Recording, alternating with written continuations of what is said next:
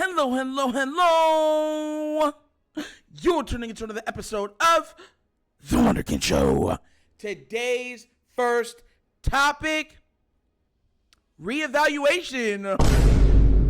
Look, Raven fans, football fans, if you guys haven't noticed, we are officially a quarter of the way through the NFL season. A quarter. And I was going to give out some grades for the Baltimore Ravens because I think the Ravens have been very, very here.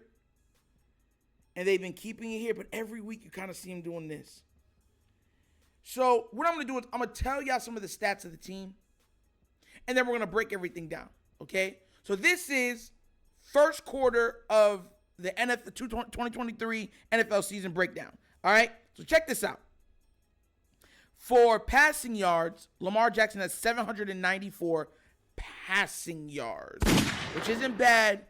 It isn't great, but it's right there in the middle. Okay? So you know he's leading the thing at that. With that being said, he also has 74.3 completion percentage, which is second in the league. 7.6 yards per pass. 200 yards per game passing, a 52 long pass for the thing. He has 4 touchdowns to 1 interception. But the puzzling part about that is he's been sacked 11 times. 11. That's crazy to me. But he has maintained 104.2 passer rating. Because you know who he is. He's action. Rushing yards. Lamar Jackson also leads this team in rushing yards with 220, 5.4 yards in average, which is below what he usually is doing, but that's a good average overall. His long is 16 yards, 4 rushing touchdowns already. Here's the part that we should be worried about. 3 fumbles. Yeah. That's the most glaring thing on Lamar's accomplishments thus far for this season is the fumbles. Now, do I think he cleans it up? Yes, but it's still glaring. That is something that has to get fixed. Lamar, I know, is probably beating himself up about that stuff, because Lamar's a perfectionist. He wants it to be perfect. Like perfect. So I know a lot of times you see him he'll be quiet and stuff because he's probably pissed off about stuff that happened in the game. And he'll be quiet you'll see him and he'll be laughing. He'll throw for 300 yards, 100 yards rushing and stuff like that. And he'll remember the 2-3 bad plays and be like, bro, how did I miss that play? Or how did I fumble that ball? Why did I go there with the ball when what's-his-name was down on the other end? So that's how he does things. So, I'm going to be real with you. I know everyone loves fantasy and the rushing stats are crazy and everything else. But I don't want him rushing like that. There's no reason for Lamar Jackson to be leading this team in rushing. There's none. I'd rather Gus Edwards, who is second on the team in rushing with 193 yards, 4.4 yards in average, which is below his usual average, to be getting the bulk of the carries. You understand? Lamar's like an hors d'oeuvre. He's not the main. I don't want him to be the main course in the running game. I want him to be complementing the running game. You get where I'm coming from? An hors d'oeuvre, you can go play, but oh my God, the hors d'oeuvre was amazing. Oh my God. I remember at my wedding, they served Jamaican jerk coconut shrimp. Giant shrimp. Shrimps were like this. And I remember people, they're passing out the hors d'oeuvres before, we got in there and stuff like that. My wife was starving. And I remember I got her a couple, say, here, babe, because we got to go take pictures and stuff. And for anybody that hasn't been married, it's a process. You got to go take pictures. You got to get the drive over, get the wedding party together, get family photos, all that stuff. And the hors d'oeuvres are amazing. People were talking about the hors d'oeuvres after the wedding. That's how good they were. Yo, that's how good they were. I'm dead serious with you. But it wasn't the main dish. The main dish is what they got filled on. They said the food was amazing. I had a Jamaican cook and stuff like that, and it was absolutely amazing. But the hors d'oeuvres was what was special. But they got filled up on. That's what they said. My belly, man, that was some good food. On Gus Edwards. That's what we should be doing. So that's my critique. I do not want Lamar leading this team in rushing. There's no reason. Lamar should not be the leading passer, leading rusher, leading touchdown. He's leading our team in rushing touchdowns, for God's sakes. Come on now, bro. He's tied for rushing touchdowns on this team with everybody else combined. Look at this. Gus got 1. Justice Hill got 2. J.K. Dobbins got 1. And we already know J.K. Dobbins ain't getting no more for the season. There's no reason for him to be leading the team in yards per run, yards, touchdowns, all that. He's averaging 55 yards per game. There's no reason for any running back on this team not to be averaging at least 80 yards a game, 70 yards a game on the low. There's none. The only thing they lead him on is that Melvin Gordon got a 22-yard run. And Lamar got a 16. That's his longest run for this season, which I'm actually surprised about, because usually Lamar can hit a seam and just go. But he hasn't had that thus far, because it's kind of been like they've been playing in almost like a phone booth. But Zay Flowers leads the team in receiving with 244 yards. Shout outs to Zay. We already know what that is. That man's the joystick. Zonic. You know what we call him over here? Zonic with a Z. Yes, sir. So shout outs to that brother.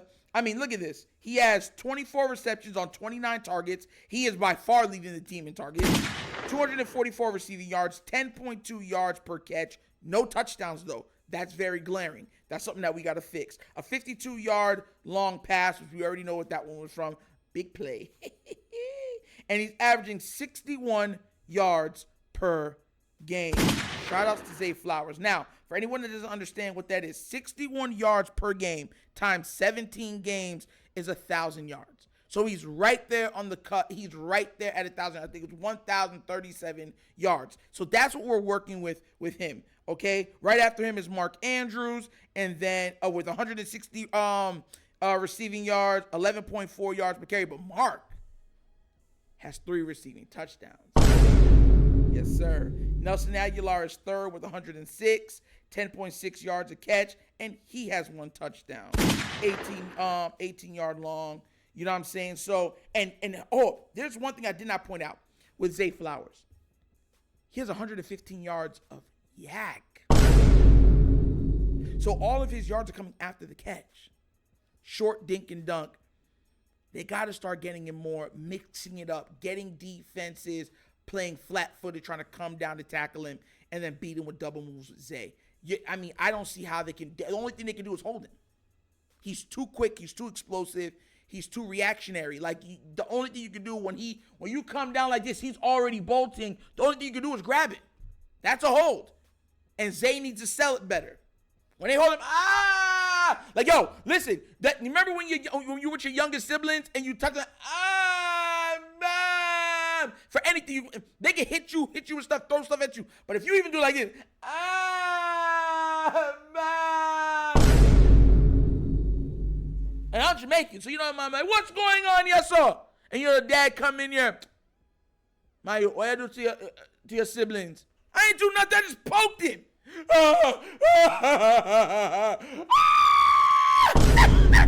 Y'all know, that's why I need Zay selling that stuff. That's why I need Zay.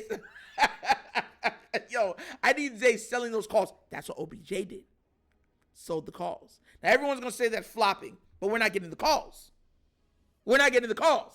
So if you're not going to give us the calls, if you're not going to see, we've seen Zay be held, face mask, and the referees don't call it. Then that means he got to sell it. He has to sell it. When they grab his face mask, and scream with a yelp that sounds like Lois Lane falling off a building, waiting for Superman to come and save her. Straight up. That's what we need to be seeing. All right? So shout out to Zay for leading the team in receiving yards and being on pace for 1,000 yards receiving in his rookie season. But that needs to be fixed. Now, shout outs to those guys. Another thing that I was going to say. Okay, so Roquan Smith, balling out of control. 43 tackles already. Oh, mother. Total tackles, 43 already? And he got 1.5 sacks and 3 tackles for losses. Yo. Roquan. The pit bull in the middle. Patrick Queen, 36 total tackles. For solo tackles, he got 19, 17 assisted. That's crazy. And Patrick Queen has 2 sacks and 4 tackles for losses. Patrick Queen, like I told you at the beginning, is absolutely balling out of control. At this juncture, he's probably going to make the Pro Bowl. The Ravens are right now on defense, legit, have 3 guys that are Pro Bowl bound. Roquan, Patrick Queen, Hamilton. And no one can even say anything. No one can even argue. They're like, yeah, they're up there. Shout outs to the defense for balling out of control. Look at this. Roquan Smith got 3 pass defense. 3. Hamilton, look at this. Kyle Hamilton got 1 forced fumble, right? 2 pass defense, 2 tackle for losses, 3 sacks. He leads the team in sacks, mind you, right? The man has 21 tackles, 17 solo, 4 assisted. Defense has been balling, bro. The only thing I'll say that I do not like with the defense, and there's some other guys balling too, but I'm doing the highlights. The one thing I'll say about the defense I don't like, we're not getting a lot of interceptions. A lot of those times we can be making plays on the ball and we're not. There are multitudes of plays, if you go back, where Raven defenders have had the ball in their hands. They'll throw it one hand like this. Instead of just trying to tip it to themselves or going like this and then try to bring their hand in, they'll take it with one hand and instead of just even trying to catch it, they'll throw it to the ground. That's unacceptable. It's unacceptable. That you're leaving plays on the field. The one thing that makes a great defense is capitalizing on the other team's mistakes. Our defense is playing good. Make no mistake about it. But the thing is, they're leaving plays, just like the offense, they're leaving plays on the field. That's what Lamar's mad about. With all the fumbles, the missed blocking assignments, they're leaving yards on the field.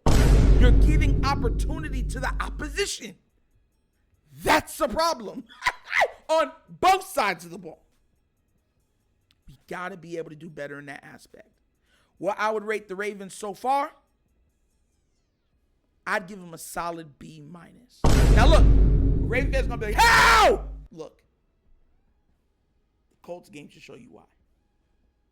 Is this offense where you want it to be? That should tell you why. Is this defense healthy yet? That should tell you why. Are we doing great with getting interceptions? That should tell you why. Are we getting pressure with our front four? That should tell you why. I'm speaking to y'all right now. Speaking. These things got to be addressed. Are we playing good? Yes.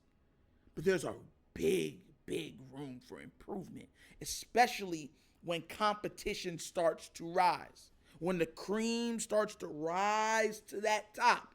And that's who we're going to be competing against. Because remember, in the playoffs, those bum teams, there's no living off those bum teams.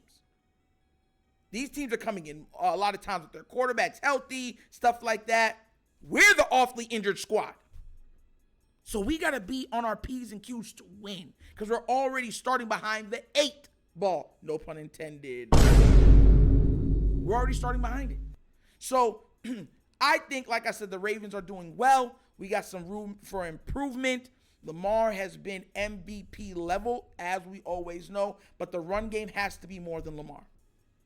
They got to start giving the ball to Gus and say, Gus will tote that rock. Gus will get those yards. Gus will get those tough yards. Then you sprinkle Lamar in here and there with a big, keeper and run up the side. If you can take it, nah. If not, you get a little 8 or 9 yards. You run out of bounds, and it's back to Gus. But this, even his attempts, Lamar's attempts are up there. That's a problem. I will say this, too. The offensive line is a problem. We got to get that fixed. And I'm talking about all throughout. Last game, Zeitler played great. Tyler Linderbaum played great. Everybody else played meh. And the reason why I'm saying meh and not bleh, because of who they were going against. Nobody in this league is looking good going against Myles Garrett. Myles Garrett versus I believe it was the Cowboys line? I forgot what line it was doing the basketball crossover, crossing over the defender and then hitting the quarterback. I mean, absolutely disrespectful. He's not going to do that because he respects Lamar so much. But, bro, no one's stopping him. So, we're not going to face Myles Garrett every week. But we do face a big defensive line this upcoming week because TJ Watt is no joke. Top 2, top 3 best pass rushers in the league. And I don't care who you like. And that's fact. So we got to get our P's and Q's together to get that done. But happy with the team. I know we got a long way to go, but we're trending in the right direction. And Harbaugh has to get out of his own way. If we can do all those things, shout out to Mike McDonald too. He's been calling some amazing games. Shout out to that, brother, because I'll be real. I said I wanted to see it before I ever believed it with him. He's been balling. If he keeps calling these games like this, he will not be a Raven coach much longer. I give him one more season. They're going to try to get him poached. You know what I'm saying? So, and like I said, if Harbaugh can get out of his way with the conservative play calling at times. And I know people are arguing, saying, well, people are hurt. People are hurting the defense too. So what do you want to do? Trot the defense out there 75% of the time and watch all of our defenders drop like flies, which we've had happen before, and then we can't defend anything. We can't defend the pass. We can't defend the run. And we can't do nothing on special teams, so most of the special teams are the defenders on defense. So, yeah, you got to be balanced. That's all I'm saying. If we smell blood in the water, go for the blood. Let the offense stay on the field a little longer. Give that defense a rest. Give them some time to recuperate, that they don't have to put out so much every game. I'm just saying. But what do you guys think? Do you agree with Nitro's assessment of this team? And what rating would you give them for the first quarter of this 2023 season? Let me know down in the comment sections, please. B- isn't bad, guys. Still got a lot of room for improvement. But that's an episode of The Wunderkind Show. Thank you for watching. And how we get down, we have fun, and we laugh, but everything we talk about rooted in what? Facts and truth. Please do remember, like, subscribe, hit that notification bell, leave a comment. You know, love the comments. And if you have not done so already, check out The Wunderkind Show's Patreon. Yes, 3 tiers of content goodness waiting for your consumption. So give it a look, give it a try, let me know what you think. And if you want to help out with equipment, buying equipment and stuff like that, for better content for you guys, because right now we're trying to save for a new camera. Yes, we're trying to get the Blackmagic camera. Bottom of the screen right here is a QR code. QR codes to a Cash App. Cash App located in the description of every video that we do. And the name of it is The Wunderkind Show. Super easy. And just a shout out, we've had a lot of really, really good donations, guys. So shout out to the people that have been donating and trying to help the content get there. Salute to all of you. I love you guys. But once again, this is The Wunderkind Show. This show is Nitro signing off. And as always, you know my slogan. Peace. And I am out of here. Yerp.